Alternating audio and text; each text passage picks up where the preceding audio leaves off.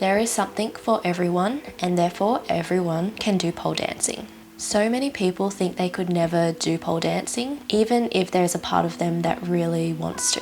One of the most common things I hear is, I could never do pole dancing because I am not strong enough, or I can't dance.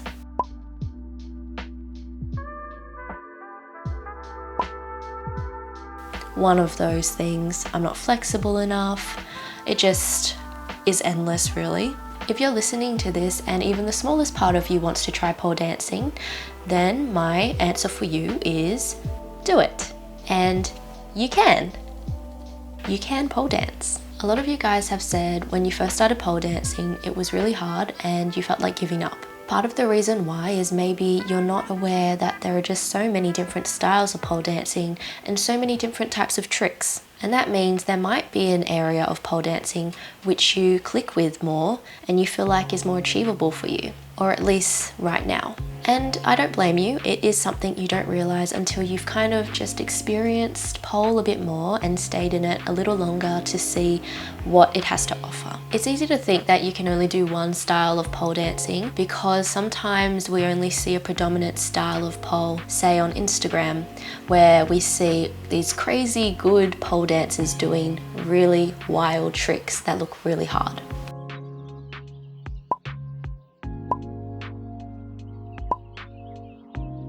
But I'm here to tell you that that's not the only thing that pole is about. There are endless styles of pole dancing, such as Russian style, acro, flow, and on top of that, there are endless categories of tricks. For example, there are tricks that require you to be more strong or to be a bit more flexible.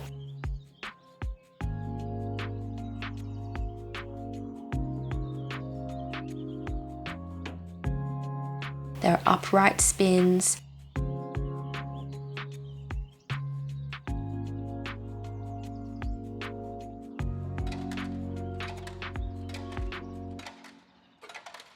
There are tricks that use your legs.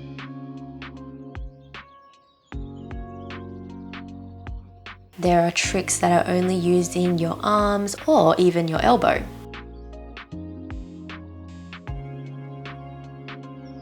Again, I don't feel like I can truly explain to you the variety of styles without you kind of just trying it out for yourself. So when we first begin, we might just be exposed to one style of pole dancing, which is usually the beginner upright tricks, which rely a lot on your hands and your arms. And if that's not exactly something that's strong for you, you might think that you can't do anything in pole dancing, and then you just throw in the towel to start with. But don't feel like just because one aspect of pole dancing is challenging for you that you can't do it at all. For example, when you first start pole, the most common thing is our hands feel too sweaty, or we just don't feel strong enough in our hand grip or our arm strength. And a lot of the time we're doing these upright beginner spins which only rely or mostly rely on those things being at a good level of functioning. So then it kind of stops you from doing beginner tricks, right? But there are different kinds of tricks, maybe ones that rely a little bit more on your legs. And so you go and you try those tricks that incorporate your legs and you find you can do them okay, even better. Later on you'll progress to the intermediate levels where you're hanging upside down and using mostly your legs or only your legs, and you're finding that you can do those tricks way better. And that was my personal experience, and I did start to prefer those upside down leg tricks over those upright spins because my arms and my hand grip and the sweatiness on my hands were just letting me down. So my story basically shows that as I progressed in pole, I tried different tricks and I found which ones I liked the most and kind of just stuck with the ones that I could do a bit better. So I would also suggest that if you want to and you can, try and stay within pole a little longer because there are just so many different types of tricks, and you might be surprised to find that you can do one sort of trick better than another, and so you can actually do pole dancing. Intermediate levels has such a broad range of leg-based tricks, and a lot of the tricks don't rely on your arms as much. So my advice to you is try not to give up on pole too soon if you feel like you really don't like it. when you first start, because there really are so many different types of tricks and even styles of pole that don't even do any tricks and they're more dance based. And you might find you end up liking a specific type of trick or style, whether that be because they use your legs more, or you like to use your elbow to hold you up instead of your hands, or even your shoulders. Or because they favour people who have less flexibility and more strength, or more flexibility. I recommend exploring these different areas and just finding what clicks for you. Now, don't feel like you have to know them all. That sort of pressure can also lead you to not liking pole, because it's just unrealistic to be good at everything. But you might start to feel that pressure to be good at everything when you start to realize there are so many different styles and tricks in pole dancing. But I'm here to tell you that not even our teachers can do every trick in the book. And when I first started, I was just naive and I assumed that teachers could do everything. But they are human, and so are we, and we all have our different strengths and weaknesses. Whether it be not being very flexible, or not having as much strength, or not having as much flow to do the dancey sort of styles. So you might just like to explore what is out there by opening up Instagram, looking up pole dancing, and you will not struggle to find all the different types of styles and tricks there are out there.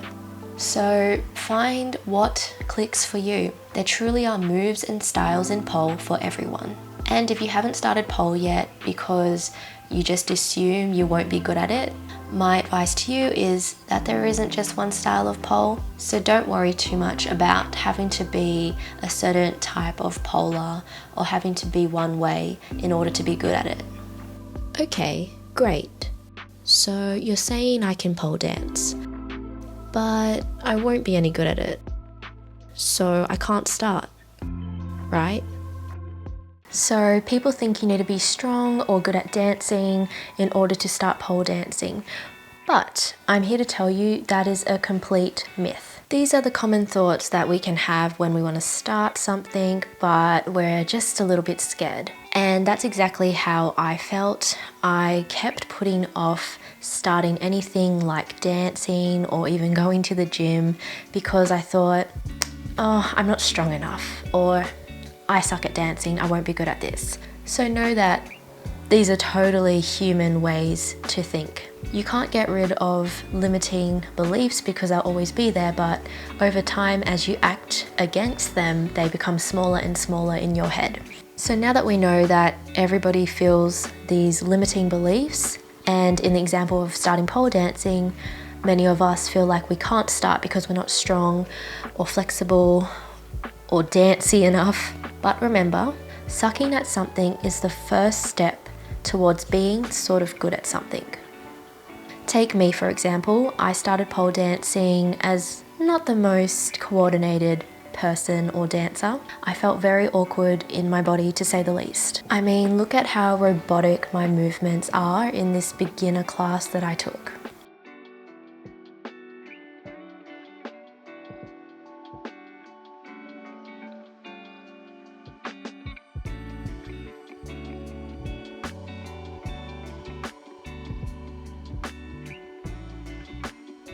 But you know, I really enjoyed it, so I worked hard at it and found ways to get better at dancing and moving my body with more control and coordination. I did this by doing dance tutorials on YouTube, so completely for free. That's where most of my dancing experience comes from.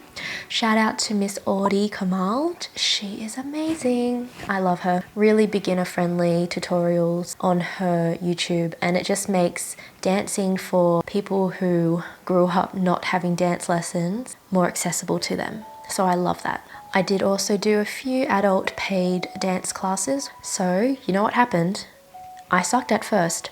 But because I was doing those dance classes and learning off YouTube, slowly but surely I started to feel a bit more confident and comfortable to move my body. Sure, I was focusing on learning how to dance like pretty much every weekend when I started pole dancing, but you know when you love something, it doesn't feel like hard work.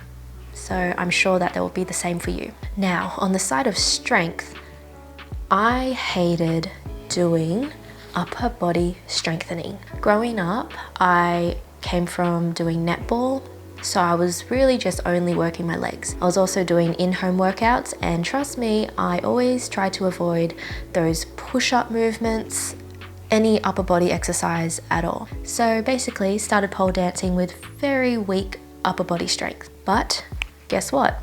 By doing actual pole dance classes, slowly but surely over time, I started to get stronger by doing the actual classes alone. But now that I have moved up to higher levels of pole dance classes, I do train my upper body off the pole to suit the higher demands of those more advanced pole tricks. This has also really helped me become stronger in pole dancing. So let my story be an example to everyone out there who thinks they can't start pole dancing because they don't have the skills already to start. You don't need the skills of strength, flexibility, or dance competence to do pole dancing, because you'll get better by actually just doing it and learning outside of pole dancing the fundamental strength and dance techniques. I still find pole dancing challenging to this day, and I'm sure a lot of people who have been doing pole dancing for a while will say the same. On the physical side of pole dancing, it can be so intense on the body. There's only so much pole you can do within one session and within the week. And on the mental side of things, I have to constantly remind myself to follow my own advice, to slow down when I get too keen about learning a move within an unrealistic time frame. For example, like within 10 minutes. Because like many of you guys, I tend to try and be in a rush to learn moves because it's really cool, really fun. But on the flip side, it also just causes a lot of frustration. So I listen to my own advice to break down moves into teeny tiny little steps and progressions to build up to it. If you are interested in learning a bit more about this little strategy I try to use when doing pole dancing, I talk about it in the following videos. Why you don't love pole dancing, is pole dancing really that hard, and can I get injured doing pole dancing? So if it wasn't clear already, the answer is yes, everyone can pole dance. That's what I love about it. It's so inclusive of everyone because there's just an endless array of dance styles and tricks. You just need to be willing to start and be super bad at it, like 99% of people who start pole dancing. And secondly, you need to be patient with yourself. Pole is a long-term game. Slowly but surely, with every small action you take, you will get there in the end. And by getting there, I mean just feeling like you can tackle the pole moves and styles that you're interested in doing. So I hope this inspires you to start pole dancing, or if you already have, that it helps you to keep going. So this was the last video in the What to Expect as a Beginner Pole Dancer or Things Beginner Pole Dancers Need to Know series. I'm sorry, I know I changed the name. So if it confused you, the official title of the series is Things That Beginner Pole Dancers Need to Know. If you've made it this far, congratulations. I know I can talk a lot. It's just that my whole brain is filled with pole stuff. If you haven't checked out the first two videos about is pole dancing really that hard and can I get injured doing pole dancing, you can check it out here or in the description box below. I hope you have learnt a lot and continue to have a happy pole dancing life. So if you decided that you want to start pole dancing, be sure to check out some of my other videos on this channel where I teach you the ins and outs of getting started as a pole dancer.